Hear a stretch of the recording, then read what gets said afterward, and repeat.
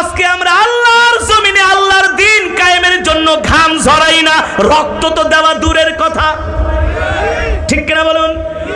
আজকে যদি আমরা সাহাবায়ে কেরামের মতো ঈমানওয়ালা হতাম, যারা কোরআনের জন্য নিজের জীবন দিয়ে দিয়েছেন, নিজের আয়েশি জিন্দেগি, আরামি জিন্দেগি ত্যাগ করেছেন একমাত্র আল্লাহর জমিনে দ্বীন কায়েমের জন্য, যদি সাহাবাদের চরিত্রে আমরা চরিত্রবান হতাম, সাহাবাদের আদর্শে আদর্শবান হতাম,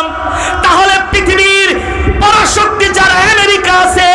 ইসরায়েল আছে, তারা মুসলমানদেরকে ভয় পেত, ঠিক কিনা বলেন?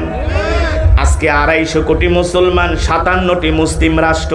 অথচ 70 লক্ষ ইহুদি আজকে ফিলিস্তিনের মুসলমানদেরকে প্রতিদিন হত্যা করতেছে। আমরা 250 কোটি মুসলমান হয়ে কোনো প্রতিবাদ করার সাহস পাই না, অথচ